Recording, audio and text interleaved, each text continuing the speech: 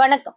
தமிழக முதல்வரும் தமிழக வெற்றிக் கழகத்தின் தலைவருமான விஜய் குறித்து திமுக எதிர்க்கட்சித் தலைவர் உதயநிதி ஸ்டாலின் தரக்குறைவாக பேசியதாக குற்றம் சாட்டி அதற்கு கண்டனம் தெரிவிக்கும் வகையில் தமிழக வெற்றிக் கழகத்தினர் திருவொற்றியூரில் ஆர்ப்பாட்டத்தில் ஈடுபட்டனர். திருவொற்றியூர் சட்டமன்ற உறுப்பினர் செந்தில்குமார் முன்னிலையில் நடைபெற்ற இந்த கண்டன ஆர்ப்பாட்டத்தில் கட்சி நிர்வாகிகள், மகளிர் அணியினர் மற்றும் ஏராளமான தொண்டர்கள் கலந்து கொண்டு உதயநிதி ஸ்டாலினுக்கு எதிராக கண்டன முழக்கங்களை எழுப்பினர். போராட்டத்தின் போது எதிர்ப்பின் அடையாளமாக உதயநிதி ஸ்டாலினின் உருவப்படத்தை கிழித்து தங்களது கண்டனத்தை வெளிப்படுத்தினர்.